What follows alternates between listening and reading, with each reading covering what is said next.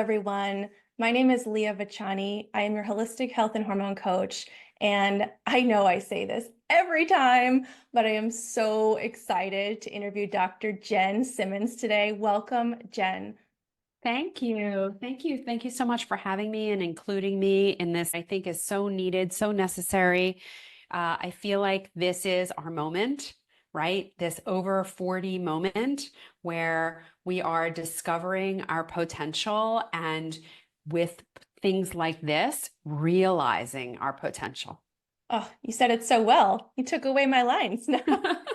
I would read you this incredible woman's bio, but it would take me probably like 10 minutes. Also, it's boring. Well, it's impressive though, and Thank you. you earned it all. Dr. Jenn is a trailblazer. You're going to hear from her what she has brought to the medical world, and she's just a pioneer in so many areas. I'll let her tell it because I'm still starting to understand it. It's very new, but I'm really excited for you to kind of share that, Dr. Jenn, and share your story. So I'll hand the mic to you for that. Thank you. Thank you. So, truthfully, I started off my career as one of Philadelphia's top breast surgeons, and I will share my whole story with you. But now I practice integrative oncology, but my main mission is to change, forever change the way that we diagnose, treat, and screen for breast cancer. And it's a big mission, but I'm on it. I'm on it. So I really don't remember a time in my life where I didn't know about breast cancer. It was absolutely part of the fabric, the tapestry of our family. And literally every woman in my family got breast cancer. And I come from a big family. I mean, my grandfather was one of 13 siblings. So growing up, I had a first cousin. Her name was Linda Creed. She was a singer-songwriter in the 1970s and 1980s. She wrote all the music for the Spinners and the Stylistics. She was beautiful, brilliant, larger than life, lit up the room when she walked in. She wrote 54 hits in all. 54. Wow. Her most famous song was The Greatest Love of All. So she wrote that song in 1977 as the title track to the movie The Greatest, starring Muhammad Ali. But it really received its acclaim in March of 1986 when Whitney Houston would release that song to the world. And at that time, it would spend 14 weeks at the top of the charts. Only my cousin Linda would never know. Because Linda died of metastatic breast cancer just 1 month after Whitney released that song. I was 16 years old and my hero died. Her life and ultimately her death gave birth to my life's purpose. I never wanted another woman, another family, another community to have to suffer the way that mine suffered. And so I did the only thing I knew how to do. I became a doctor, the first doctor in my family. I became a surgeon. I became the first fellowship-trained breast surgeon in Philadelphia. I became the first oncoplastic surgeon in Pennsylvania. And I did this for a really long time and thought that I was making a huge difference. And I was about 15 years into practice at the top of my game, running the surgery department, running my cancer program for my hospital. And I'm a wife and a mother and a stepmother and an athlete and a philanthropist, and I am seemingly invincible. I am arguably one of the most high-functioning people that you've ever met.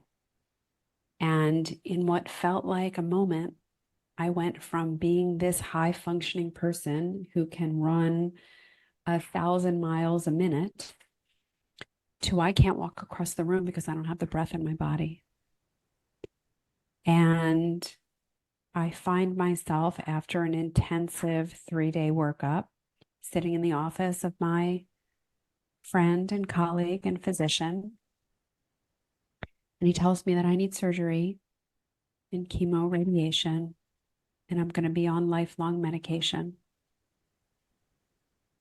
And for someone who says these words to people all day, every day, without hesitation or reservation, to hear those words coming at you, it's an out-of-body experience. like you will never forget. And I can still be transported back to that moment, even though it was 8 years ago now. I can go right back to that moment.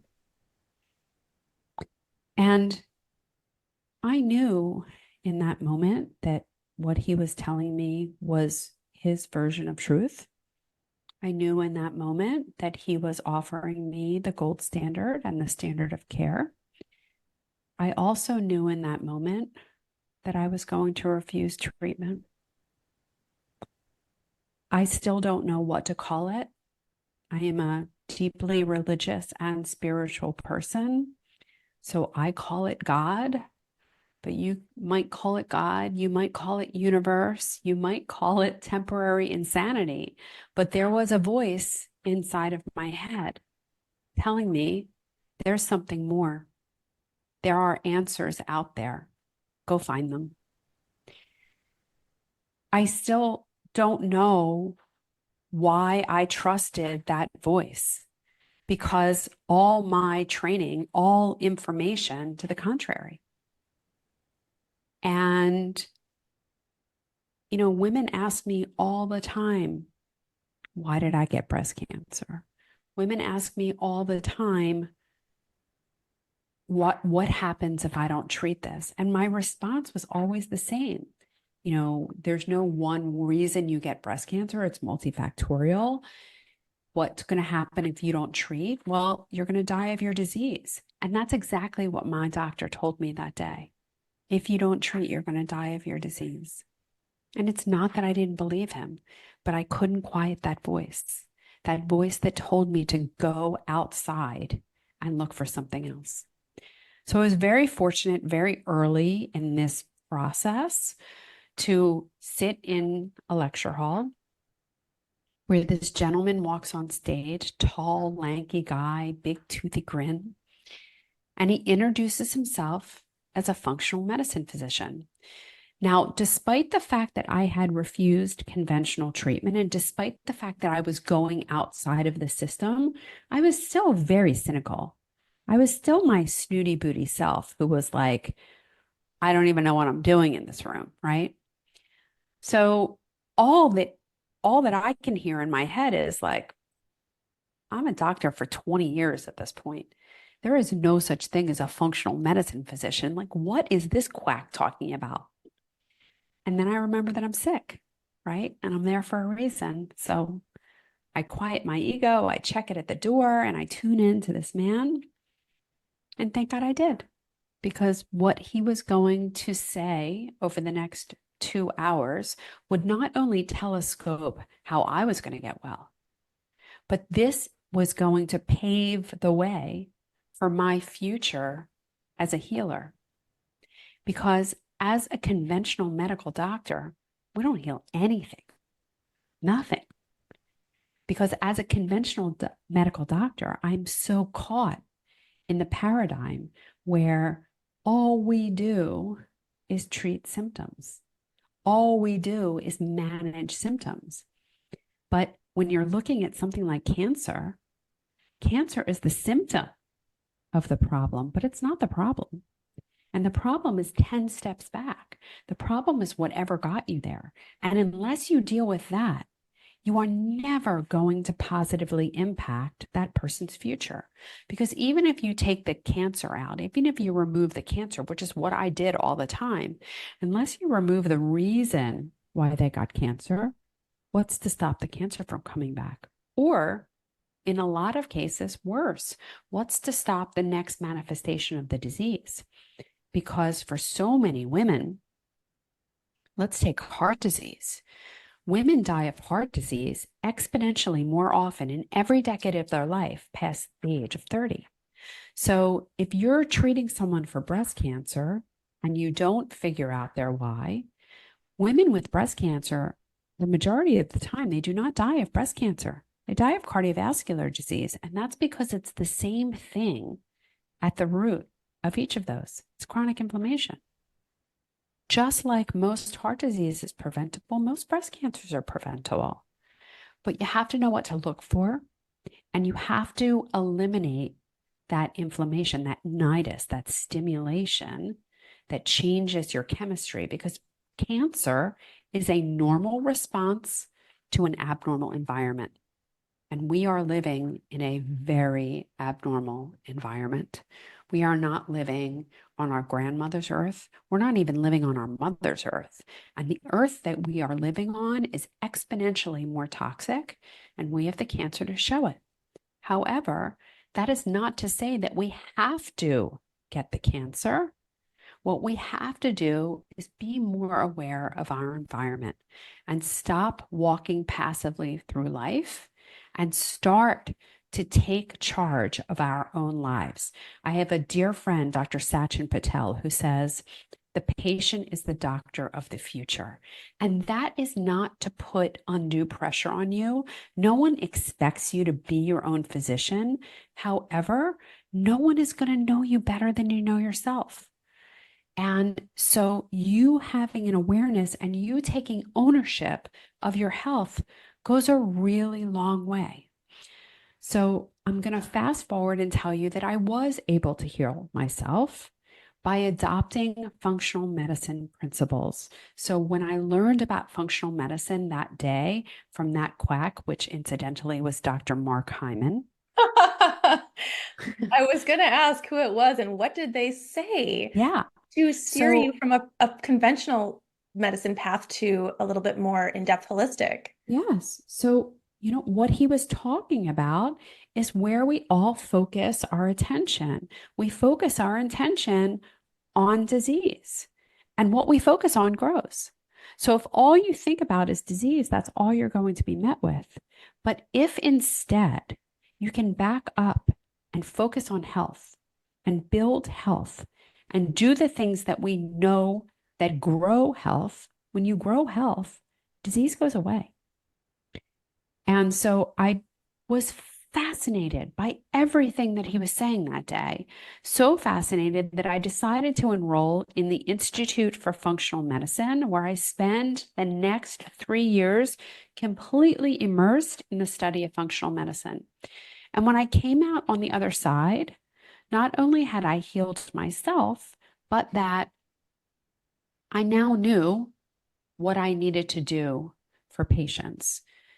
But I knew I couldn't do it inside of that conventional medical paradigm for several reasons. First, they're completely focused on the wrong thing. All the focus is on the tumor.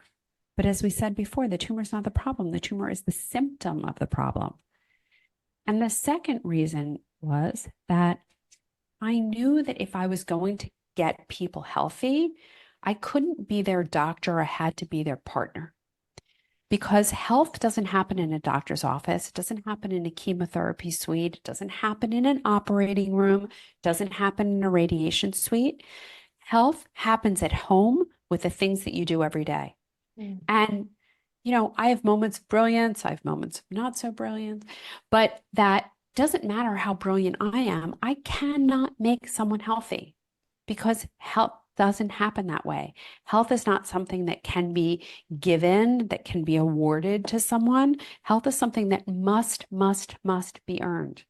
And you earn your health by the things that you do every day at home. So I knew that I wanted to work with people that wanted that. And the day that I left surgery, the day that I resigned from my job, I resigned because I knew that when I was a surgeon, the determination of who I worked with was who walked in the door. And most of those people walked in the door and said, here's my health. Take care of it, right? But we are outsourcing our health to people who cannot take care of it, who have no idea how to take care of it, who have no idea how to build it and grow it. And at the same time, there are lots of people that are like that, that don't want to own that, that don't want to take responsibility of that. They don't want to do the work, and that's okay. But this is a work reward system. And if you're not doing the work, you're definitely not going to be rewarded with health. So I had this young woman come in, she was 19, and she had primary progressive MS. And at 19, her MS had progressed to the point where there was about a 20 or 30-foot walk from the elevator to my office. And she was actually wheeled in by her mother because her MS had progressed to the point where she couldn't even walk that 20 or 30-foot walk.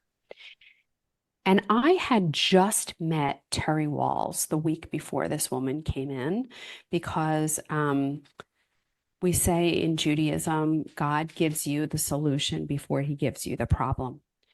So Terry Walls is a Midwestern physician who was also diagnosed with primary progressive MS, and her MS was so bad that in a matter of a couple of years, she went from high functioning, running the residency program, seeing patients, to she was in a zero gravity wheelchair, which means that she couldn't even support her own body weight enough to be able to sit up.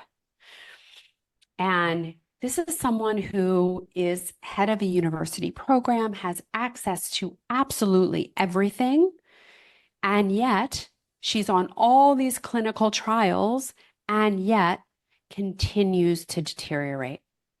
So she gets to the point where they let her go from her job because she cannot fulfill the roles of her position.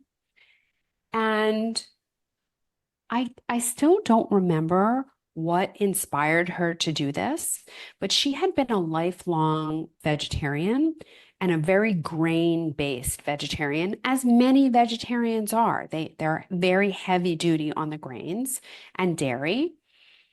And she must have read somewhere that grains can be highly inflammatory and they can make autoimmune disease progress. So she decides she's not going to eat any more grains. She's going to add a lot more vegetables into her diet, 6 to 9 cups of vegetables every day. And she figures she'll just try it, right? Eliminates the dairy, eliminates the grains. She's just going to try it. And in a month, she's sitting up. And in 2 months, she's riding her bike. And she gets to the point where she's riding her bike 20 miles a day and realizes outside of some neuralgia on her face, she no longer has the symptoms of MS. She goes back to her former employer. And I mean, the chairman of medicine is like falling out on the floor. He doesn't understand how this happened because, after all, she had access to everything and nothing worked. And she explained to him, and he said, "You have to write a protocol," which she did. She wrote the Walls protocol, and she's curing thousands, hundreds of thousands of people and reversing their MS. So I had just met her, right? So here, this 19-year-old woman with a breast lump gets wheeled into my office, and I am going off. I am telling her all about Terry Walls, about the Walls protocol, about all the hope there is that she can reverse her disease, live a normal life. I'm so excited. I'm gushing. And after about a minute, she puts her hand up in my face like this and says, "Are you going to do my biopsy or not?" And I was like, oh, yeah, not everyone wants to help themselves. And that's okay. But I only want to work with people that want to help themselves. And that's the day that I resigned. That's the day that I knew that I had done what I could do in the surgical space. And now my work needed to be to heal more people that wanted to truly heal. And so here I am. Wow. What a story. I mean, that's, I'm just blown away by your It's a story. crazy story, right? It's crazy. Yeah. And I have so many questions, but I also want to highlight where you've been going now that you resigned from that and moved on to a new path. I Yeah. think all the women watching and listening right now are going to be blown away by what you've done. So let's go Well, there. I have to say that breast cancer without question is an epidemic, right? Yeah. I mean, it's nearly impossible to find someone who hasn't been touched by breast cancer in one way or another. So if it's not you, it's your sister or Yeah. your mother or your cousin or your friend or your neighbor or your co-worker or your boss. I mean, it's literally impossible to not be touched by breast cancer. And because of that, I feel compelled to help people to not only understand the disease, but understand their options afterwards. And having been through that whole process and seeing both sides of that process, both as a provider and as a patient, I can tell you that women with a cancer diagnosis are not given the opportunity to make informed decisions. There is so much fear involved when you get that diagnosis, and there is so much pressure to make a quick decision. And with even though cancer feels like an emergency, in the instance of breast cancer, and I had thyroid, so I want to be clear that I did not have breast cancer, I had thyroid, but it's the same thing in that you are so forced to make a quick decision. And the truth is that you have time. You have time to learn about the disease. You have time to learn about the treatments. You have time to learn about your options. And you have time to make the right decision for you, because these decisions that you're going to make about treatment, they're going to affect you for the rest of your life. And in the instance of breast cancer, some of these decisions have dire consequences. I mean, I think of all of these women who have DCIS, which stands for ductal carcinoma in situ. This is a very unfortunate name because it sounds like cancer, but it's not cancer. And the providers are not educating them enough, not sharing with them the true statistic, which is if you have DCIS, this is no one ever dies of DCIS. It's impossible to die of DCIS. And so these women who are having mastectomies, having their breast removed for a disease that would never have impacted the duration of their life, and now they're left permanently deformed. And I don't care if you have a reconstruction. I don't care if you have a really good reconstruction. If you have your breasts removed, those scars run deep. And if you have your breasts removed, there will never come another day for the rest of your life that you won't remember that you were treated for breast cancer. Never. There will never come another day. However, if you keep your breast and you have a well-done lumpectomy, I guarantee you there will come a day where you will not be defined by breast cancer. But these conversations aren't happening. They're not happening. And if they are, they're not happening to the depth which they need to happen, and they're not happening often enough. And so one of the first things that I did was that I wrote this book. I wrote The Smart Woman's Guide to Breast Cancer. And I wrote this book so that women can learn about the disease, learn about the treatments, and be able to make an informed decision as to how they want to treat it. And they're able to make a health plan, because every single person that gets a breast cancer diagnosis, they get a treatment plan. Treatment plans are abundant, but what they don't get and what they all need is a health plan. So inside of that book, The Smart Woman's Guide to Breast Cancer, you will find all the questions that you need to ask your breast surgeon, all the questions that you need to ask your medical oncologist, your radiation oncologist, your reconstructive surgeon, your integrative oncologist. It gives you a complete way to interpret your pathology report so you know. It talks about all of the treatments for breast cancer, the positive effects, the negative effects, and the long-term effects, which most people are completely unaware of. And then it mostly gives you the ability to build your team and make the decisions that you need to make. But this is one thing that everyone needs to be aware of, and that's that you have time. You have time. And the only person that is in a rush to get you into the operating room or get you into the chemotherapy suite, those are the doctors. The doctor.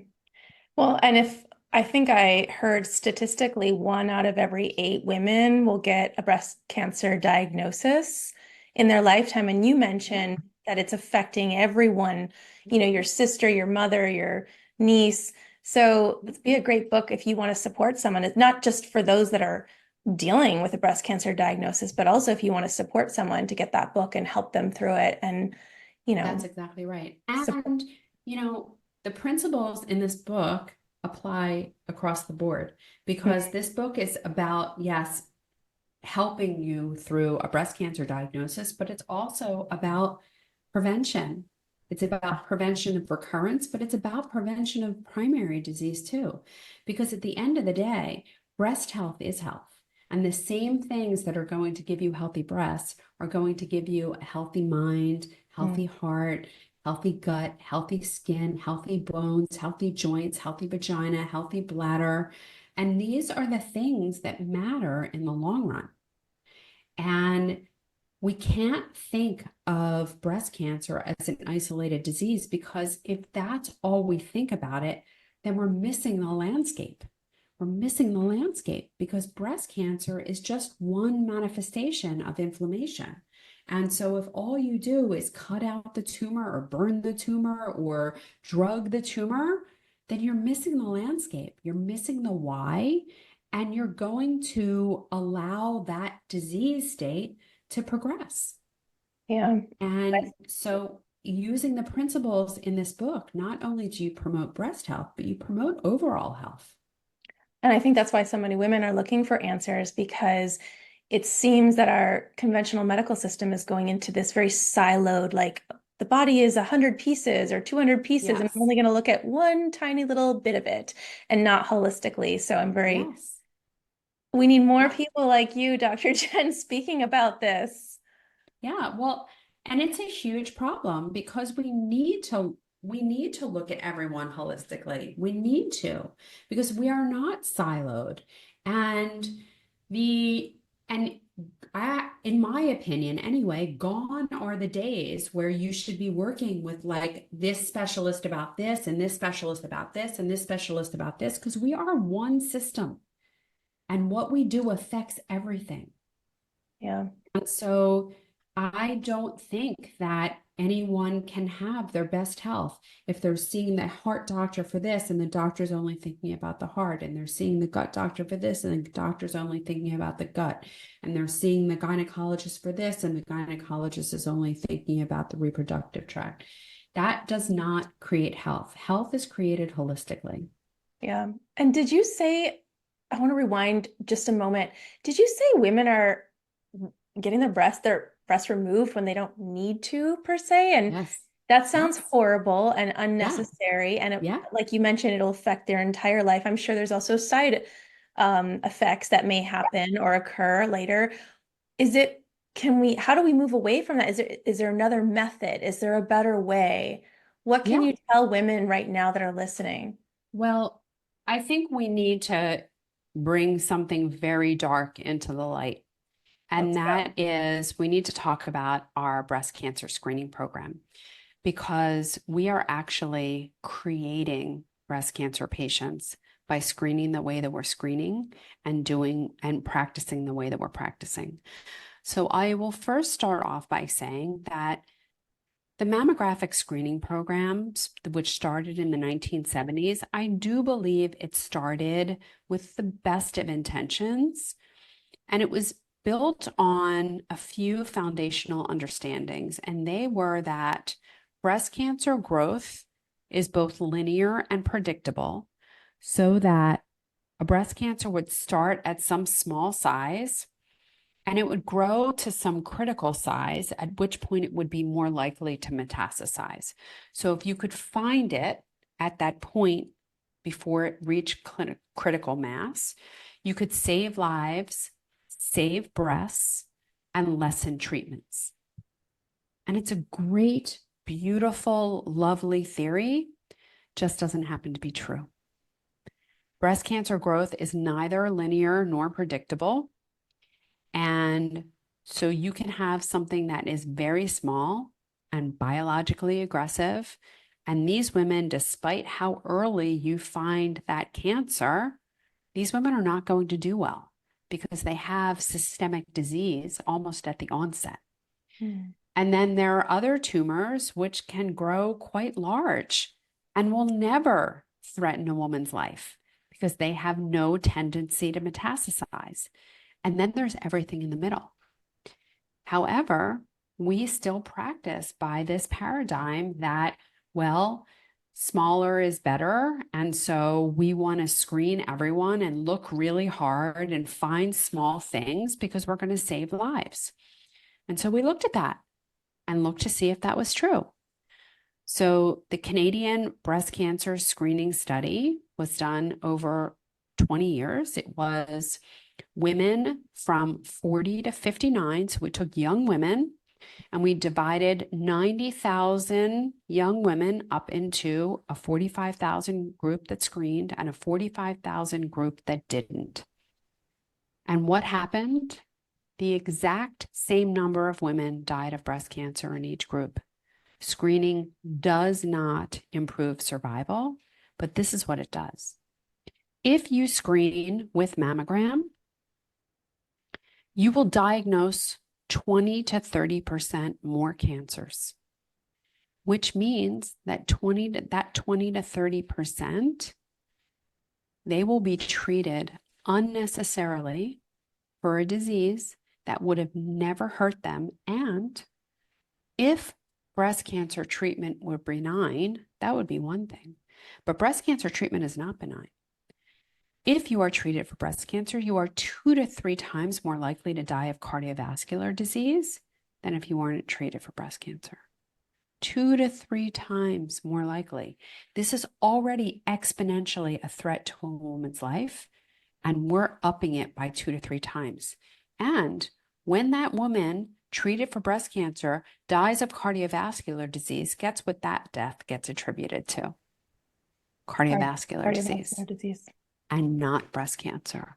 So we don't even know the real number of women that we are affecting. Wow. So screening for breast cancer using mammogram does not save lives. And okay, so maybe it doesn't save lives.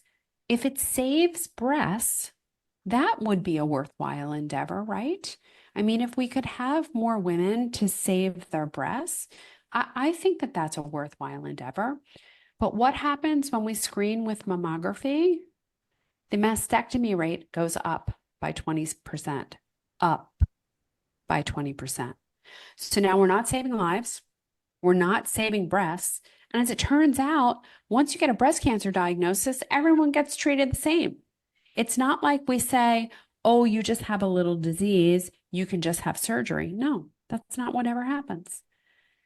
Everyone's offered surgery. If you're offered breast conserving surgery, everyone's offered radiation, despite the fact that we have data that radiation has no survival benefit. And yet we're recommending it to everyone. And if you have a hormone positive tumor, we're going to put you on hormonal control. So we are actually going to take away either your production of estrogen or the utility of estrogen because we'll block all of your estrogen receptors. And no one is saying, wow, this person has 3 millimeters of disease. They don't need all of that. If you have it, then you get the recommendation. And everyone is getting the same recommendations. There are tiny, tiny variations in recommendations for chemotherapy, but by and large, everyone's getting recommended to do everything. So then what you mentioned with taking away the hormones or not replacing them and taking them away, aren't we then putting women at a higher risk for heart disease and That's exactly right. osteoporosis and other We are Alzheimer's? You are absolutely right. We're accelerating heart disease. We're accelerating cardiovascular disease. So we're damaging both the blood vessels and the muscle of the heart. These women are getting cardiomyopathies and cardiovascular disease, right? We are causing accelerating neurodegenerative disease. We are accelerating osteoporosis. And listen, we have a crisis with bone density in this country. Please know that when I'm saying this now, I am not advocating for DEXA scans and I am not advocating for bisphosphonates because they don't work. But what I am advocating for is hormone replacement because as many women die every year as a complication of a fracture, as do of breast cancer. These are staggering numbers. We need to pay attention here because when you use mammogram as your criteria for who does and who does not have breast cancer, you are creating disease. You are creating breast cancer because radiating people year after 10 years, when you look at 2,000 women, after 10 years of screening them with mammogram, you might potentially save one woman's life and you will cause 10 women to be treated for breast cancer that did not need to be treated for breast cancer. These ratios don't work. These are staggering numbers, and we are doing the wrong thing by using mammogram to screen. It is unethical to expose healthy women, because that's what we're talking about in the screening population. We are talking about women who we have no reason to believe that they have the disease, and we are subjecting them year after year after year to radiation. This is unethical at best. Well, And when we look at the numbers, when we look at the downstream effects of screening with mammogram, of overdiagnosing, of overtreating, we are causing a lot of the disease, far more than I'm comfortable with, far more than anyone should be comfortable with. so what I've heard as, the devil's advocate here is people will say, "Oh, it's about the same radiation as getting on a plane," and Oh, I love that argument. It's my favorite one. So I always say, like, I have boys. Boys can be knuckleheads, right? However, even my knucklehead son at 6 years old can appreciate the difference between the scattered radiation that is happening when you go on an airplane or you go to an airport or you have background radiation and the coned down radiation that is happening to the tissues of the breast during mammogram. It is vastly different when you take that scattered radiation and focus it down on a tissue. And any radiologist that is using that argument is being irresponsible because just like the Good Samaritan law, I always say, if God forbid you're out in public and someone is having a heart attack or something like that, it's one thing for a lay person to intervene and a whole other thing for someone like me to intervene. Because if I intervene and I'm out in the boondocks and I have nothing at my disposal, my society, my medical society says, you should know better. You should know better. You should know that you can't help in that situation. Don't help, right? But in this situation, these people should know better. They're experts in radiation. In every other scenario, we know that radiation causes cancer. Why is this the exception? Why are we hiding the truth from people? And we all know why, right? Because it drives a lot of industry.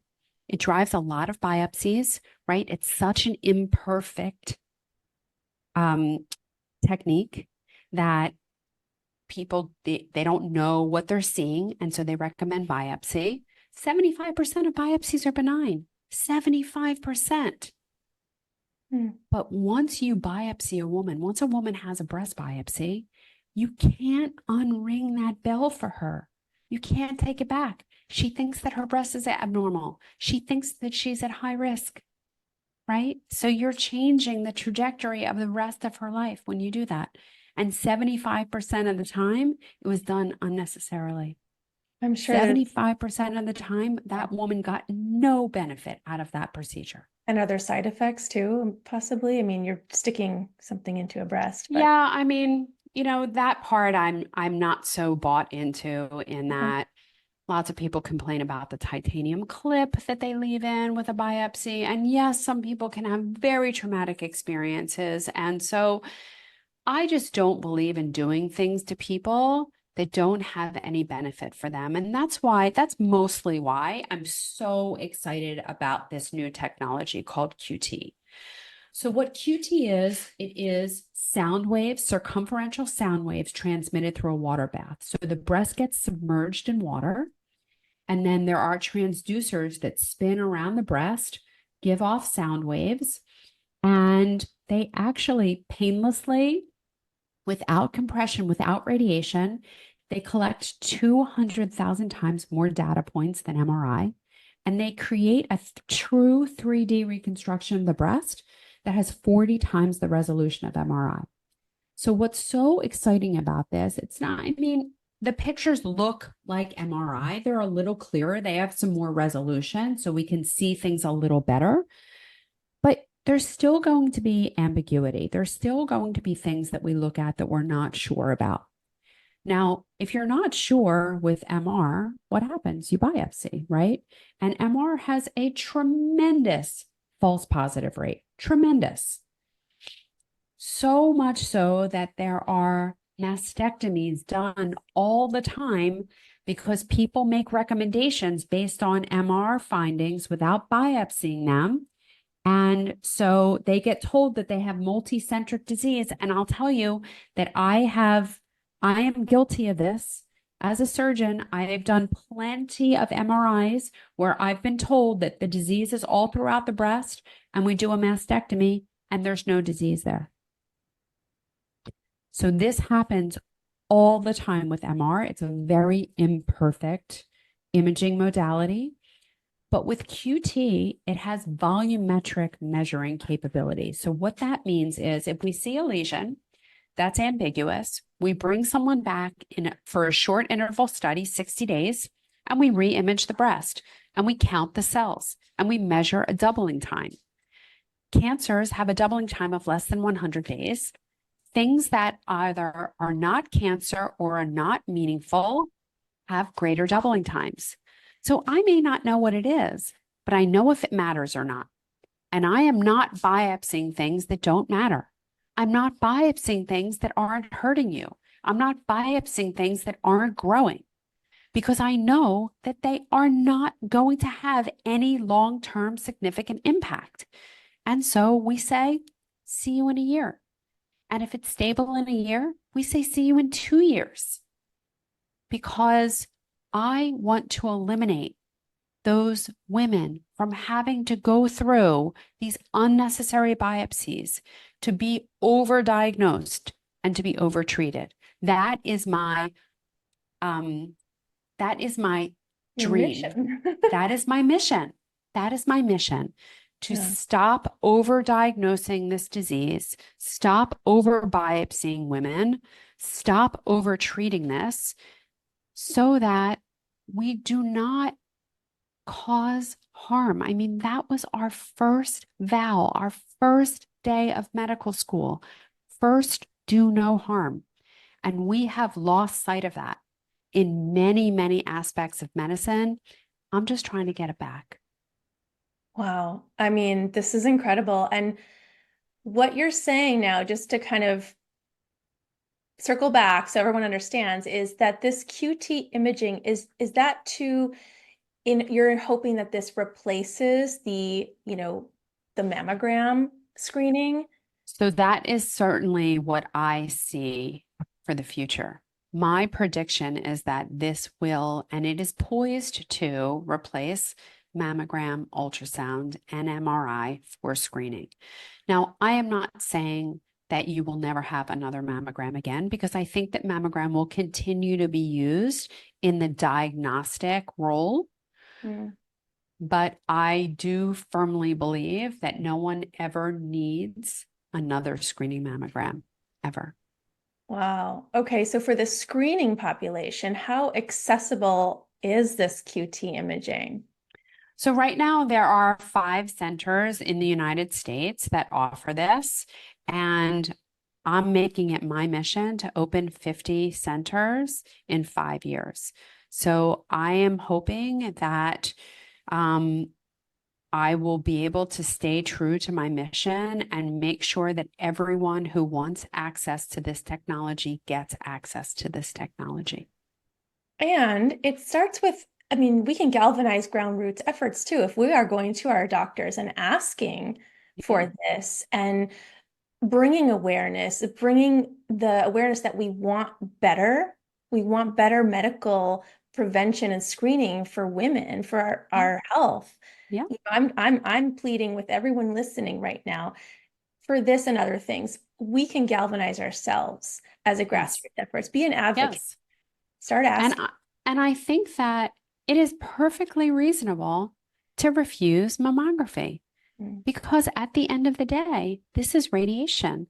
And I don't care how safe these doctors say it is. It is not. It is not safe. We know in every other scenario that radiation causes cancer. And so this is no exception, despite the fact that we gave it a lovely name, right? Mammogram, picture of the breast. Despite the fact that we gave it a lovely name, it is what it is, right? It is an x-ray of the breast. There's no denying that it's an x-ray of the breast. And in every other situation, you're all let it up when you go to get your x-ray. And yet, we take one of our most vulnerable organs, which is the breast and the thyroid are the canaries in the coal mine. These are the organs that are telling us we have met and exceeded our ability to clear our toxic load. That's what these two organs are. They are our canaries in the coal mine. And we are taking one of those organs and putting it and directly and intentionally and voluntarily exposing it to radiation. And It's repeatedly. it's a, repeatedly. It's insane. It is absolutely insane.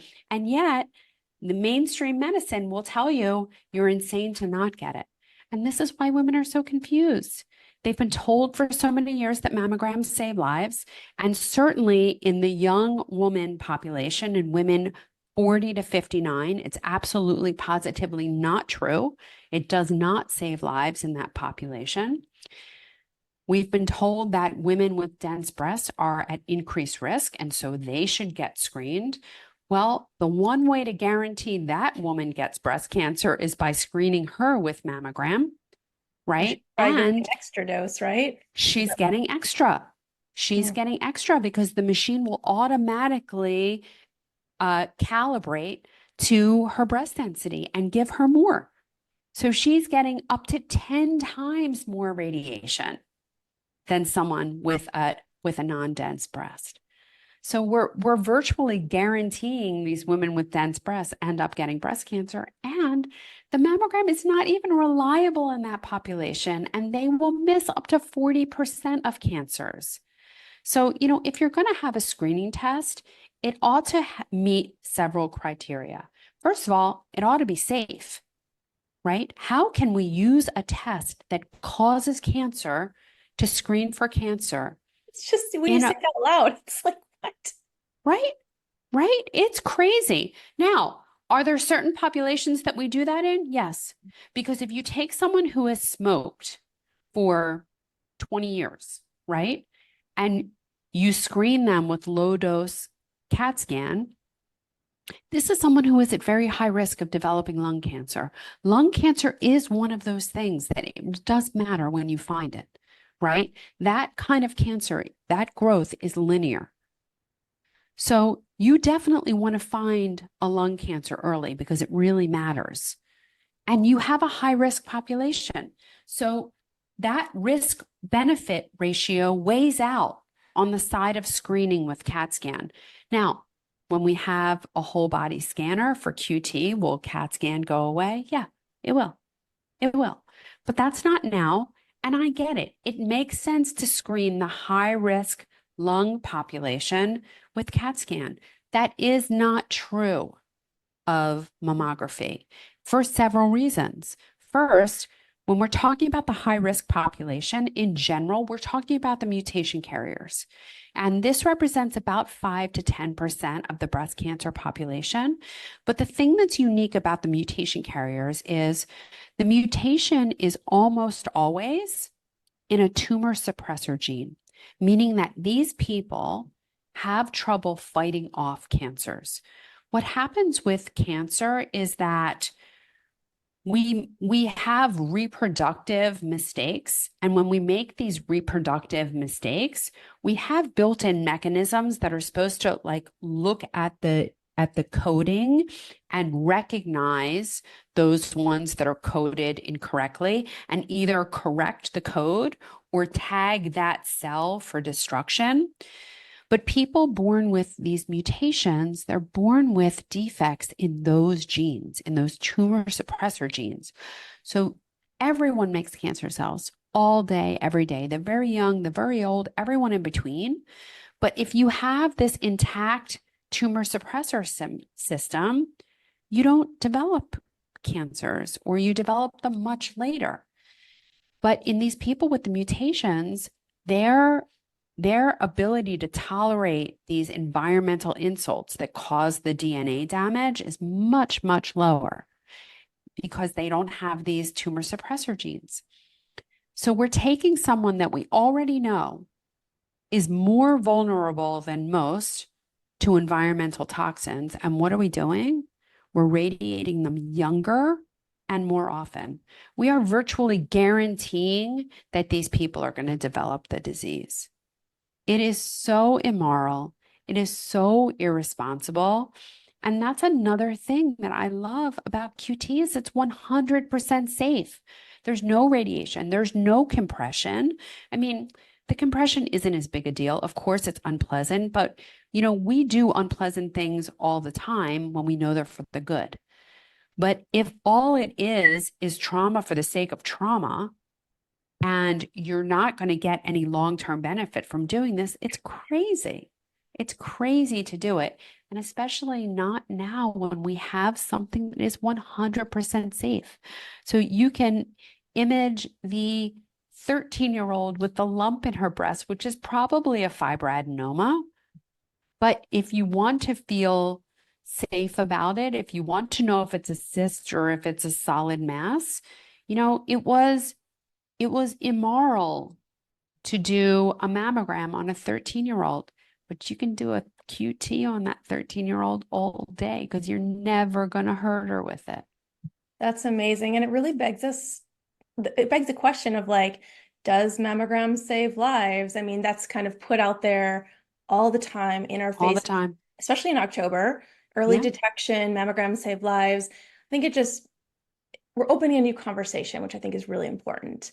And you've given us so much information that I think women are going to go back and watch this a second or third time. But I would encourage them to go get your book, which is called The Smart Woman's Guide to Breast Cancer. Yes. I heard there might be another book coming out soon. Is that what I heard? There is. And the next book is called The Forgotten Woman. And this book is about the woman who's been treated for breast cancer and told that she's to be grateful to be alive. And she is grateful to be alive, but it's super hard to feel grateful when you can't remember your words, when you can't sleep, you're depressed, you're anxious, your bones hurt, your joints hurt, you've gained weight, you have this new tire around your belly that was never there before, you have palpitations, you have chest pain, you have no libido, your relationship is suffering, sex is painful, you're leaking urine, your hair's dry, your skin's dry, everything's dry, and yet you're told, be grateful you're alive. Mm. And this doesn't feel like life. And this is because of the way that we're treating cancer and the consideration that we're giving to women who are treated for cancer. Because I don't think this is exclusive to women who are being treated for cancer, but there is still so much stigma left over from the Women's Health Initiative that there are still so many practitioners out there who believe that hormones cause cancer, which is a preposterous thing. And if you believed the Women's Health Initiative, then I beg you to read the paper which was put out in 2017, retracting the findings of the Women's Health Initiative because they were manufactured then, and that you put it on yourself to either learn about bioidentical hormone replacement or get to know colleagues that know about bioidentical hormone replacement. Because if you are not presenting that to your patients, you are doing them a tremendous disservice. When women become postmenopausal, when the ovaries have shut down, this is where true aging starts. Estrogen, the estrogens, this is the hormone of life. There is a reason why we have estrogen receptors all throughout our body. There's a reason we have progesterone and testosterone and DHEA receptors all throughout our body. It's because they help us to function optimally. And I think that everyone needs to be considered for bioidentical hormone replacement, whether you're symptomatic with menopause or not, because even the asymptomatic are still undergoing the neurodegeneration, the cardiodegeneration, the bone degeneration. And the purpose of hormone replacement is not to keep people menstruating forever. It's not to preserve or prolong fertility. The reason to do bioidentical hormone replacement is to keep women out of wheelchairs, out of nursing homes, and out of adult diapers. And this is very important because everyone should live as long as possible and die young, die joyous, die having lived your life to the fullest. And unless you are investigating these avenues, that's not happening for you. And I especially acknowledge the women treated for breast cancer in this category because they are people too. And they need the same consideration that everyone else has. And if you do not have active disease, and we have ways of proving whether or not you have active disease, if you do not have active disease, there is no reason why you shouldn't be considered for therapy. And I am on a mission to make sure that women are considered, because when we look at the evidence, women who go on hormone replacement after a breast cancer diagnosis do not have an increased risk of recurrence, and in fact have better long-term outcome and better survival. So we need to go back to the data and rely on the data, and we need to train new generations of hormone literate providers so that we can accommodate these women, because they are truly forgotten and we need to remember them. Absolutely. And, I'm grateful for you speaking out on this. There's also several other doctors in the summit here, Mhm. Dr. Rosensweet, Dr. Berkson, Karen Martell, several others that are all saying very similar things to you. And I'm Yeah, so grateful for the women listening that are educating themselves, who can still advocate to their doctors, ask questions, doing all of this, everything with you, the experts here, and the audience. We are making that shift. So keep moving forward, keep asking the questions, empower yourself with absolutely. knowledge, and advocate. Yeah. So Oh, And there was a wonderful book called Estrogen Matters by Avram Blooming, Happy Healthy Hormones by Dr. David Rosensweet. Yeah, so that is an amazing book that I use and reference all of the time. And, maybe you can get your provider to read it because though it took my getting sick, my diagnosis, my experience as a patient to take my blinders off and be able to see, hopefully we are able to be influential enough that people don't have to have that personal experience to be able to experience curiosity. Because in the end, that's what it's all about. We need to continue to walk through life with a curious mind so that we can continue to learn, continue to be better, continue to do better. wow. Dr. Jenn, you have provided a masterclass here for women listening. I am so grateful. If they want to connect with you and learn more, just find out more about what you do, how do they find you? Oh my God, so many things. So, my medical practice is called Real Health MD. And if you're going through a breast cancer diagnosis and you're looking to work with me one-on-one or join one of our groups, then realhealthmd.com. My imaging center is called Perfection Imaging, and perfection is spelled with a QT in the center. So, So you can look us up at perfectionimaging.com and maybe come visit us at one of our centers. We would love to see you and love for you to experience this imaging. My podcast is called Keeping Abreast with Dr. Jenn, and we release a new podcast every Monday. So if you like what you heard here, come get more of it. My book is called The Smart Woman's Guide to Breast Cancer, and this is available anywhere you buy your books, mostly on Amazon. And then I am on Instagram and Facebook. I'm Dr. Jenn Simmons, and my Jen has two N's. And if you're looking for answers to questions, I have a very extensive YouTube channel where I try to answer those questions that everyone's asking.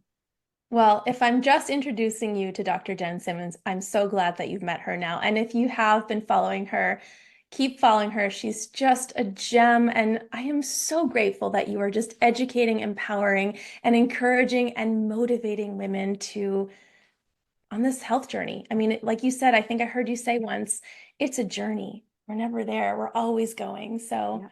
Yep. thank you so Health much. is a journey and not a destination, but as long as you're going in the right direction, it's all that matters. We'll leave it there. Thank you. Thank you. Thank you so much for having me and sharing your platform. My pleasure.